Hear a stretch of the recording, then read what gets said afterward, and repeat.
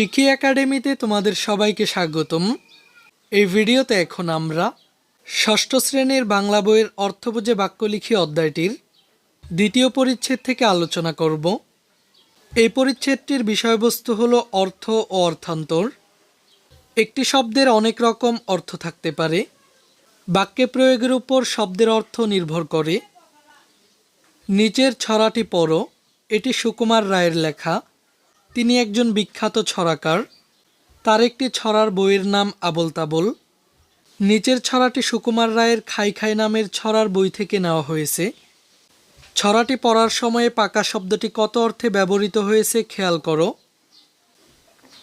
এখানে এই ছড়াটি হলো সুকুমার রায়ের পাকাপাকি নামক একটি ছড়া। শিক্ষার্থীরা প্রথমেই তোমরা এই ছড়াটি ভালো করে পড়ে নিবে। ছড়াটির অর্থ ভালো করে বোঝার জন্য তোমরা এই শব্দের অর্থগুলোও পড়ে নিতে পারো। এখন আমরা আমাদের কাজটি দেখে নিই। পাকাপাকি কবিতায় পাকা শব্দটি কত ভিন্ন অর্থে ব্যবহৃত হয়েছে তার তালিকা করো। শিক্ষার্থীরা এখানে পাকাপাকি কবিতার বেশ কয়েকটি বাক্য উল্লেখ করা আছে। এখন একটা জিনিস লক্ষ্য করো, এখানে এই প্রতিটি বাক্যে কিন্তু কোনো না কোনো অর্থে পাকা শব্দটি রয়েছে। যেমন আম পাকা, কাঁচা ইট পাকা, রং পাকা, এরকমভাবে বিভিন্ন অর্থে পাকা শব্দটি ব্যবহৃত হয়েছে। এখন আমাদেরকে এই ছকটির দ্বিতীয় কলামে লিখতে হবে কোন বাক্যটিতে পাকা শব্দটি কোন অর্থে ব্যবহৃত হয়েছে। তো শিক্ষার্থীরা চলো আমি তোমাদেরকে এই ছকটির সমাধানটি দেখিয়ে দিচ্ছি।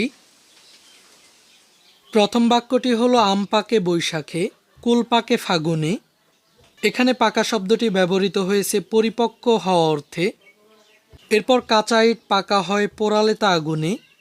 এখানে পাকা শব্দটি ব্যবহৃত হয়েছে শক্ত হওয়া অর্থে।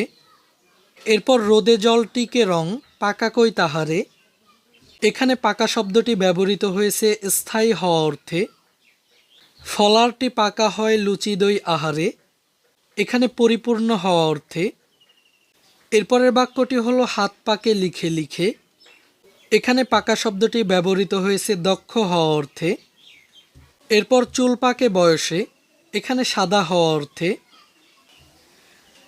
এরপরের বাক্যটি হলো জ্যাঠামিতে পাকা ছেলে বেশি কথা কয় সে। এখানে পাকা শব্দটি ব্যবহৃত হয়েছে পটু হওয়া অর্থে। কাঁঠাল সে পাকে নাকি কিলিয়ে। এখানে পরিপক্ক হওয়া অর্থে।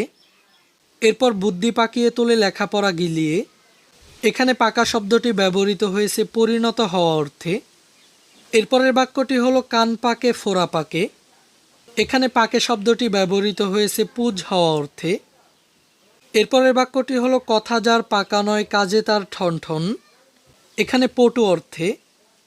এরপর রাঁধুনি বসিয়া পাকে পাক দেয় হাঁড়িতে। এখানে পাকা শব্দটি ব্যবহৃত হয়েছে রান্না করা অর্থে। এরপর সজোরে পাকালে চোখ ছেলে কাঁদে। এখানে পাকালে শব্দটি ব্যবহৃত হয়েছে রাগান্বিত হওয়া অর্থে। পাকায়ে পাকায়ে দাড়ি টান হয়ে থাকে সে। এখানে পাকায়ে পাকায়ে ব্যবহৃত হয়েছে মোচড়ানো অর্থে। এরপর সবশেষ দু হাতে পাকালে গোফ তবু নাহি পাকে সে। এখানে পাকে শব্দটি ব্যবহৃত হয়েছে তা দেওয়া অর্থে। এই ক্লাসে এই পর্যন্তই। পরবর্তী ক্লাসে আমরা মুখ্য অর্থ ও গৌণ অর্থ নিয়ে আলোচনা করব। শিক্ষার্থীরা এই ক্লাসটি তোমাদের কাছে কেমন লেগেছে তা আমাকে কমেন্ট করে জানিয়ে দাও। আর আমাদের চ্যানেলে যদি নতুন হয়ে থাকো তাহলে চ্যানেলটিকে এখনই সাবস্ক্রাইব করে রাখো।